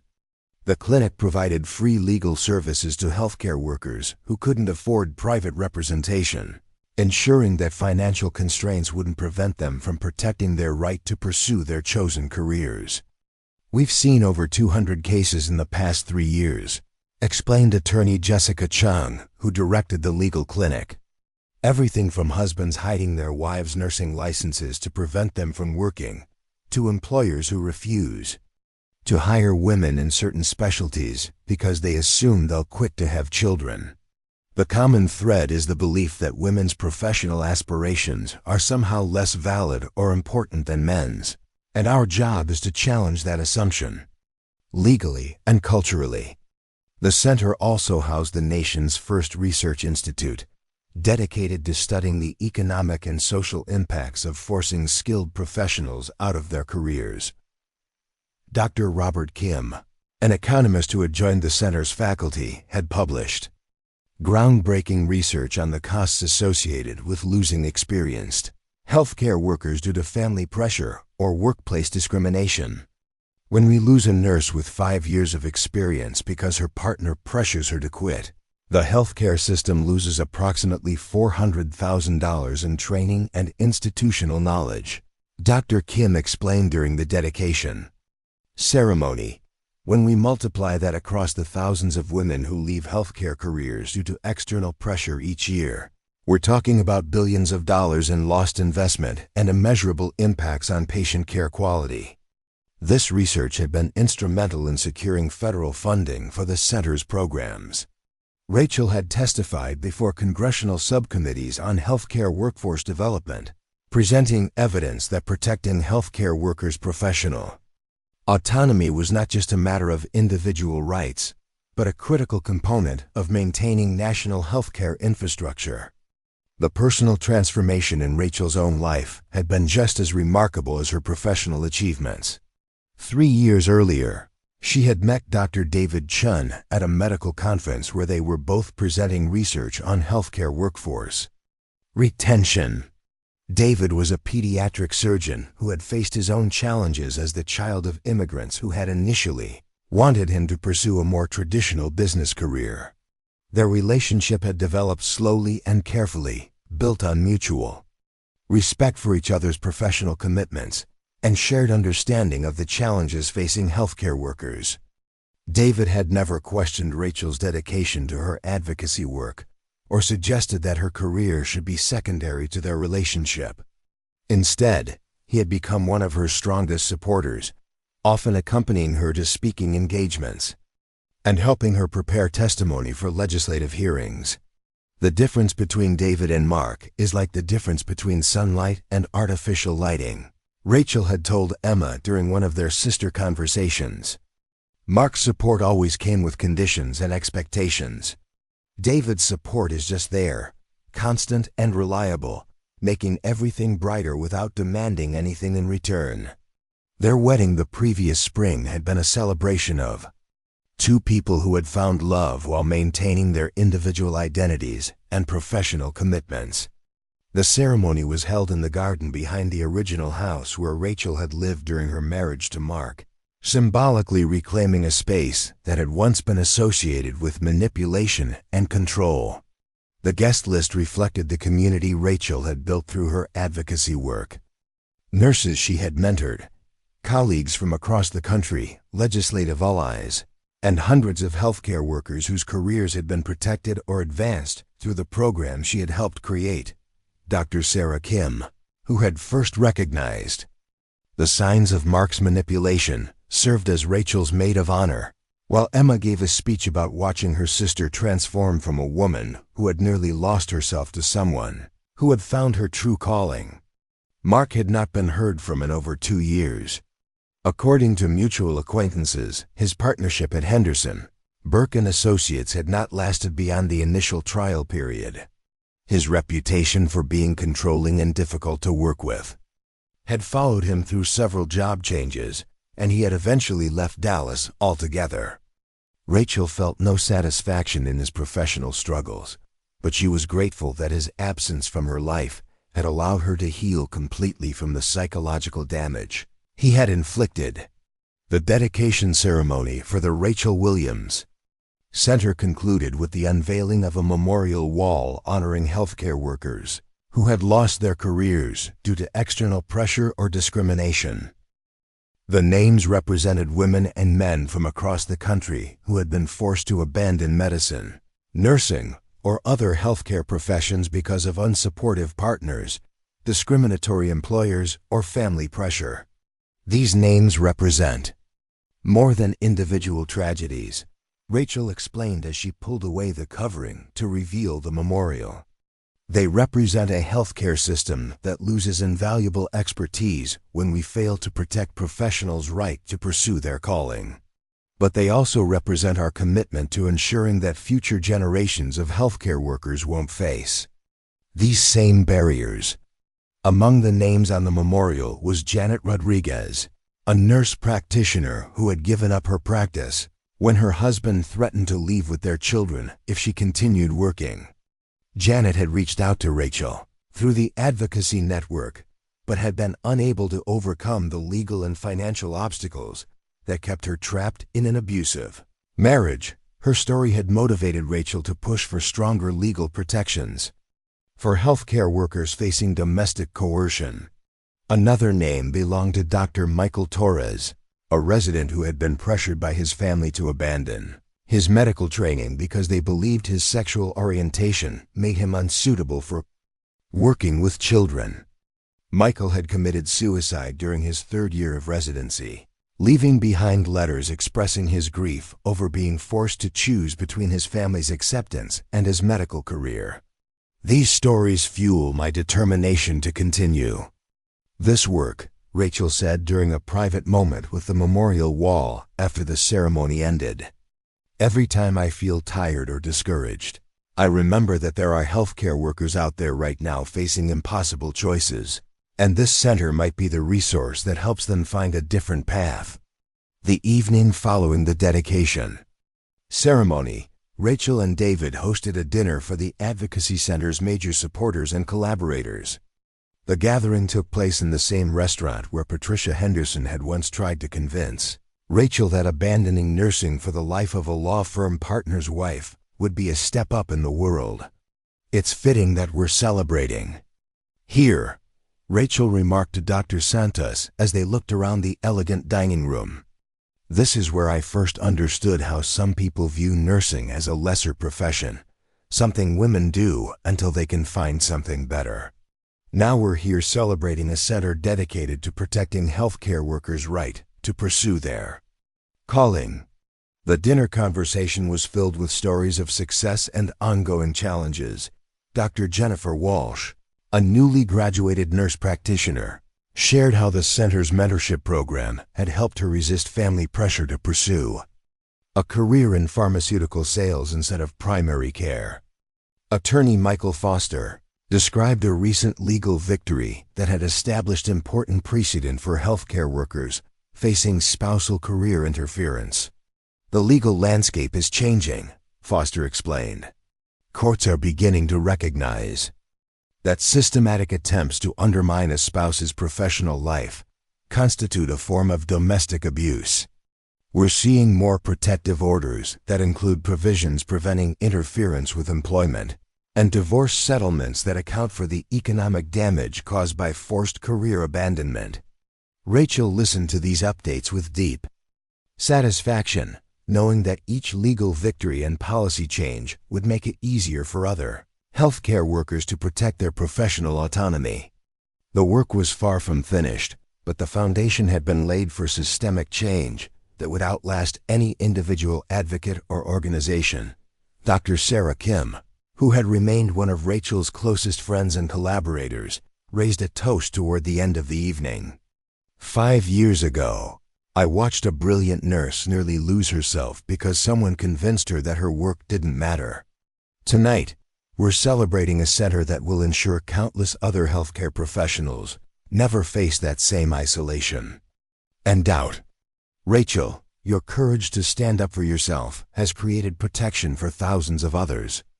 The toast was echoed around the table, but Rachel felt the weight of responsibility that came with being seen as a symbol of resistance and transformation.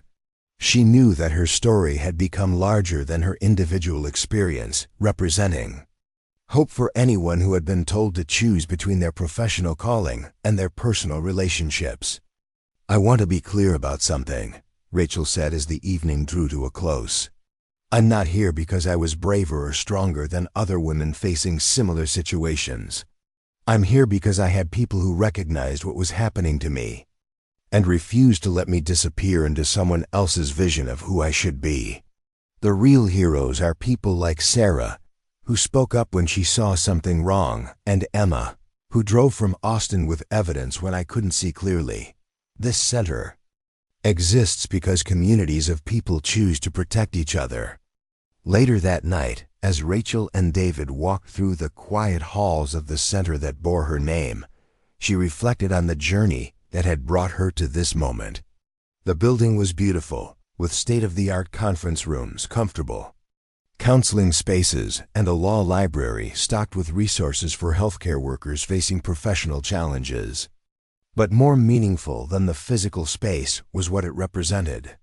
The center was proof that individual acts of courage could create institutional change, that standing up to manipulation and control could inspire others to do the same, that refusing to be diminished could create space for others to grow. Do you ever think about what would have happened if you had made the other choice? David asked as they stood in the center's main conference room, looking out at the Dallas skyline through floor-to-ceiling windows. Sometimes, Rachel admitted, I think I would have become smaller and smaller until there was almost nothing left of who I really was. I think I would have spent years resenting Mark for forcing me to give up nursing, and resenting myself for not being strong enough to resist. I think I would have become one of those women who gave up their dreams and spent the rest of their lives wondering what might have been. And now? Rachel smiled, thinking about the hundreds of healthcare workers who had found support through the program she had helped create, the legislation that had been passed to protect professional autonomy, the young nurses who would graduate into a world where their right to practice their profession was better protected than it had been for previous generations. Now I know that the choice Mark thought would destroy me actually saved me, she said. He wanted me to choose between my career and our marriage, thinking that would force me to submit to his vision of our life together.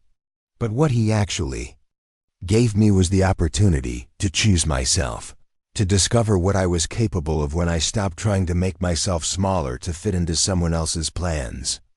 The following morning, Rachel returned to Children's Medical Center for her weekly clinical shift.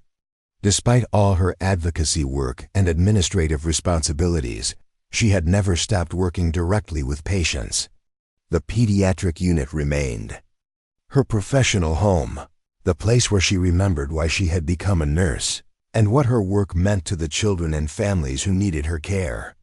As she clipped her ID badge to her scrubs and picked up her stethoscope, Rachel felt the same sense of purpose that had carried her through nursing school, through the early years of her career, and through the darkest moments of Mark's manipulation campaign. The work itself hadn't changed, but her understanding of its value and importance had deepened immeasurably. "Good morning, Charge Nurse Williams," said Dr. Martinez, the same physician who had once been manipulated into questioning Rachel's professional commitment. Their relationship had been fully repaired once he understood how he had been used in Mark's campaign, and he had become one of the strongest supporters of the Advocacy Center's work. "Good morning, Dr. Martinez," Rachel replied, checking the patient assignment board and preparing to begin another day of caring for children who needed her skills, compassion, and unwavering professional dedication. The 7-year-old girl in room 12 was recovering from emergency surgery and needed someone to sit with her while her parents grabbed coffee and made phone calls. The toddler in room 15 required careful monitoring as he responded to a new medication. The teenager in room 18 was struggling with the emotional impact of a chronic illness, diagnosis, and needed someone who could listen to her fears and help her find hope. Each of these children represented the reason Rachel had become a nurse. The calling that Mark had tried to convince her was insignificant compared to his career advancement. Each small hand that reached for hers, each worried parent who found comfort in her professional competence, each medical crisis that she helped navigate successfully was proof that her work mattered in ways that could never be measured in salary, figures, or social status. As Rachel moved through her shift, caring for patients and mentoring younger nurses, she carried with her the knowledge that her decision to resist manipulation had created ripple effects that would protect healthcare workers for generations to come. The choice that was supposed to leave Mark speechless had instead given voice to thousands of women who had been told to choose between their professional calling and their personal relationships. The woman who had almost disappeared into someone else's vision of who she should be had instead become exactly who she was meant to be, a healer who understood that sometimes the most important patient to save is yourself. 10 years after Rachel Williams first stood up to an ultimatum that was meant to diminish her, she found herself in Geneva, Switzerland, addressing the World Health Assembly as the first recipient of the International Award for Healthcare Worker Advocacy. The packed auditorium contained representatives from 194 countries, all gathered to hear from the woman whose personal struggle had evolved into a global movement protecting healthcare professionals from career interference and domestic control. Healthcare workers around the world face a common threat that transcends borders, cultures, and economic systems, Rachel began, her voice carrying across the assembly hall with the confidence of someone who had spent a decade refining her message. That threat is the systematic devaluation of care work, particularly when performed by women, and the pressure to abandon professional calling in service of others' ambitions or traditional expectations. The journey to this international platform had begun 2 years earlier when Dr. Fatima al-Rashid, a physician from Jordan, had contacted the Rachel Williams Center after reading about their work in a medical journal.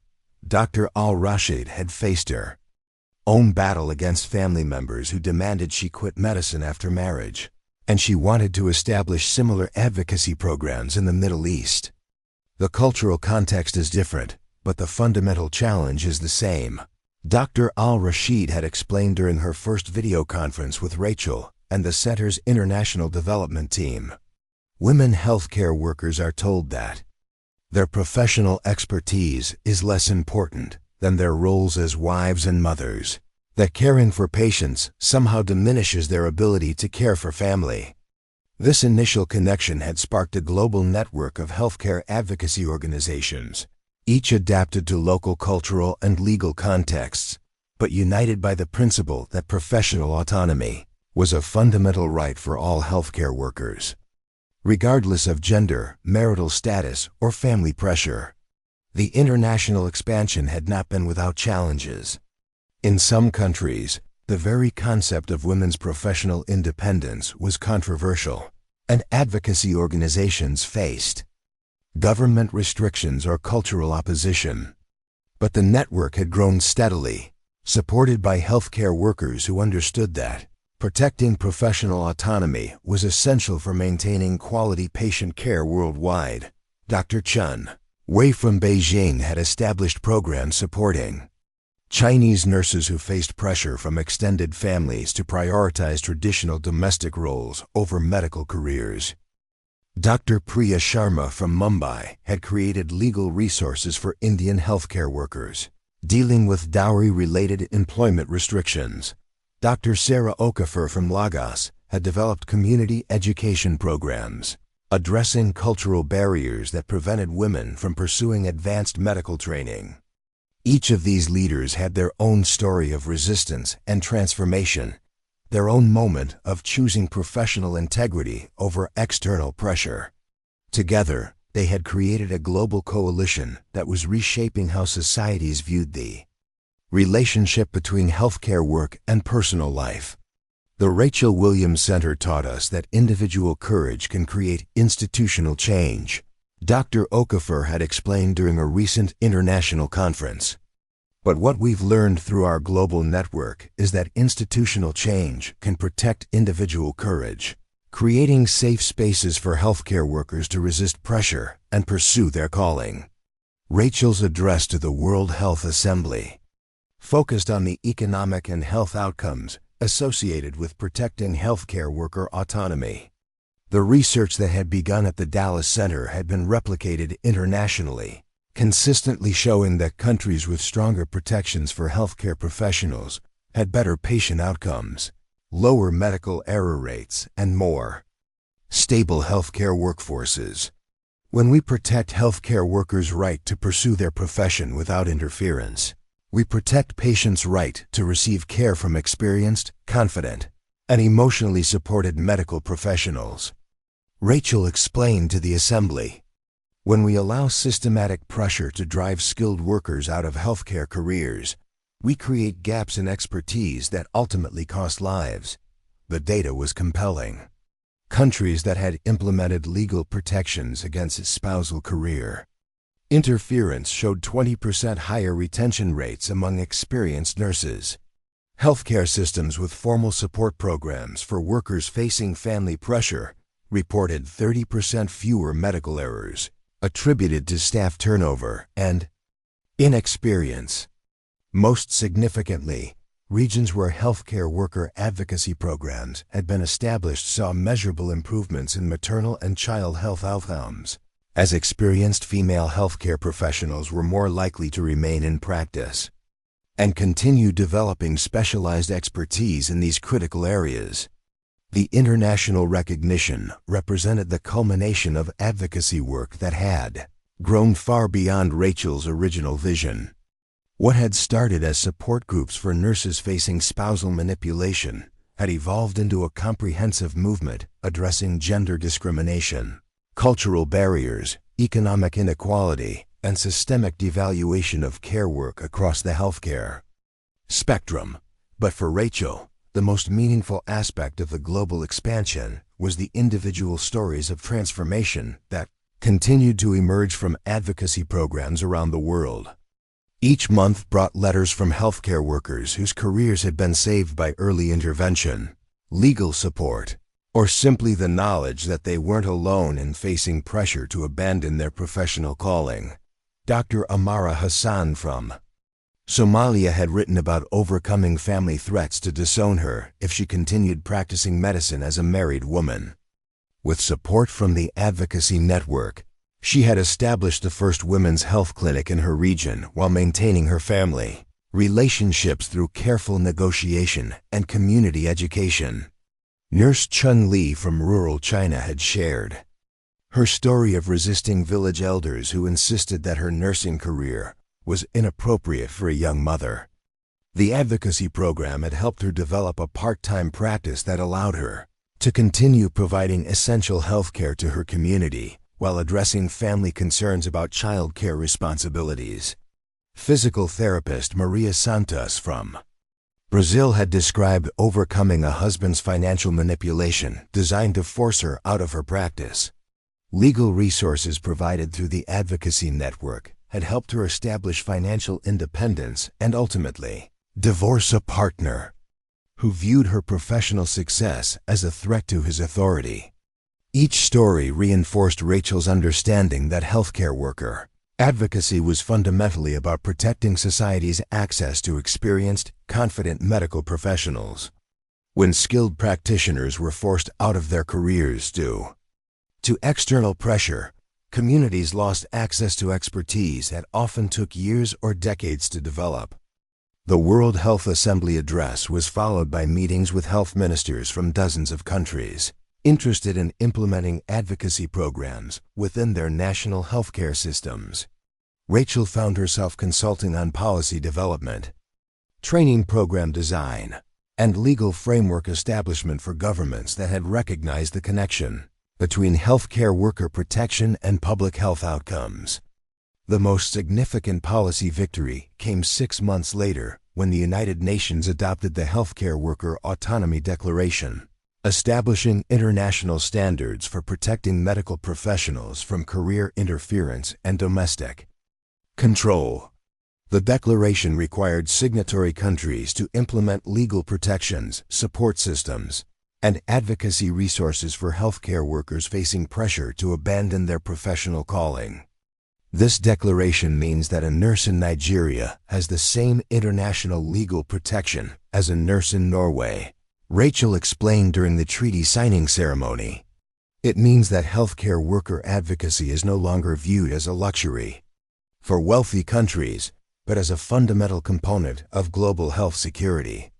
The treaty signing was attended by Emma, who had flown from Austin to witness her sister's latest achievement. As they walked through the halls of the United Nations building after the ceremony, Emma reflected on the journey that had brought them to this moment. "Do you remember that night I drove to Dallas with all that evidence about Mark's manipulation campaign?" Emma asked. "I never imagined that confronting one controlling husband would eventually lead to international human rights legislation." "I think about that night often," Rachel replied. "You saved my career that evening, but more than that, you showed me that I deserve to have people fight for me." That lesson became the foundation for everything that followed.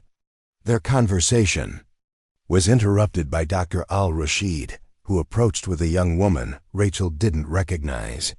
"Rachel, I want you to meet Dr. Layla Kassim.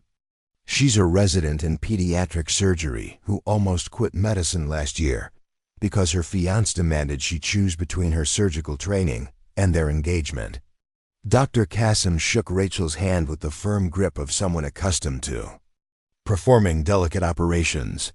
"Ms. Williams, your story literally saved my career. When my fiancé told me that surgical training was incompatible with being a good wife, I found your interviews online. Learning about your experience helped me understand that I wasn't being asked to compromise. I was being asked to disappear." "What did you decide?" Rachel asked, though she suspected she already knew the answer. "I chose surgery," Dr. Kassim said with a smile. "The engagement ended, but I'm now chief resident in my program, and I've never been happier. More importantly, I'm part of the advocacy network in Cairo, helping other medical students and residents who face similar pressure." These encounters had become routine for Rachel, meetings with healthcare workers whose careers had been influenced by her willingness to share her story and create support systems for others facing similar challenges. Each conversation reinforced her understanding that the choice she had made 10 years earlier continued to ripple outward, creating protection and opportunity for people she would never meet in places she might never visit. The international work required extensive travel, but Rachel had structured her schedule to maintain her clinical practice at Children's Medical Center in Dallas. The pediatric unit remained her professional anchor, the place where she remembered why healthcare work mattered and what she was fighting to protect. On a quiet Tuesday morning between international conferences, Rachel found herself caring for a 6-year-old girl named Sophia who was recovering from complex heart surgery. Sophia's mother, Isabella, was a young nurse who had taken extended leave to care for her daughter but was worried about returning to work after such a long absence.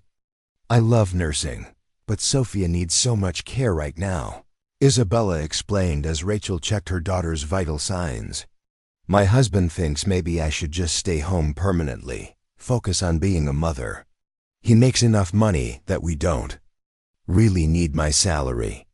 Rachel recognized the familiar pattern of well-intentioned pressure that could gradually erode a healthcare worker's professional confidence. "What do you think about continuing your nursing career?" she asked carefully. "I miss it terribly," Isabella admitted. "I became a nurse because I wanted to help families going through exactly what we're experiencing now.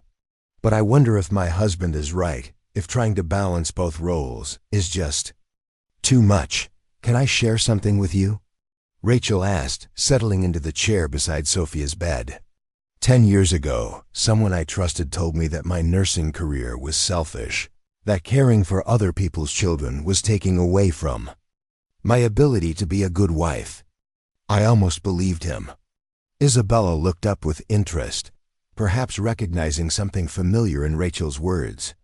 "What I learned is that being a nurse doesn't make you a worse mother or wife. It makes you a person who understands how precious health and healing are, who knows how to care for people during their most vulnerable moments. Those aren't skills that diminish your ability to care for your own family. They enhance it." There. Conversation continued for another 20 minutes, with Rachel sharing resources about transitioning back to nursing after extended leave and connecting Isabella with mentorship programs for working mothers in healthcare. By the time Rachel's shift ended, Isabella had scheduled a meeting with her former supervisor about returning to work part-time. These individual interactions reminded Rachel why the advocacy work mattered on a personal level. Policy changes and international treaties were important, but the real measure of success was whether individual healthcare workers felt supported in pursuing their professional calling while maintaining the personal relationships that mattered to them. David had become an essential partner in balancing Rachel's international advocacy work with their personal life and her clinical practice. As a pediatric surgeon, he understood the demands of healthcare careers and had never viewed her travel schedule or professional commitments as threats to their relationship. "The difference between you and Mark," David had once told her, "is that Mark saw your career as competition for your attention. I see your career as part of what makes you who you are, and who you are is exactly who I fell in love with." Their marriage had become a model for other healthcare couples, demonstrating that two demanding medical careers could coexist and strengthen each other rather than compete. They had spoken at several conferences about maintaining relationships while pursuing professional excellence, sharing practical strategies for communication, scheduling, and mutual support. The most rewarding aspect of their relationship was how it allowed both of them to pursue their calling without compromise. David's surgical skills had advanced significantly since their marriage, partly because he felt supported and understood.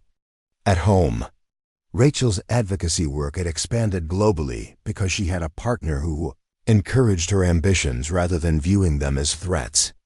They had also begun discussing starting a family, a conversation that was entirely different from the one Rachel had avoided with Mark, where Mark had viewed potential children as reasons for Rachel to abandon her career. David saw them as future beneficiaries of a healthcare system that their parents were working to improve. "Our children will grow up in a world where healthcare workers are better protected and more supported than they are today," David had said during one of their family planning discussions.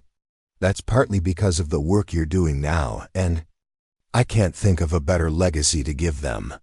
As Rachel's 50th birthday approached, she began reflecting on the extraordinary journey that had brought her from a woman nearly broken by psychological manipulation to an internationally recognized advocate for healthcare worker rights.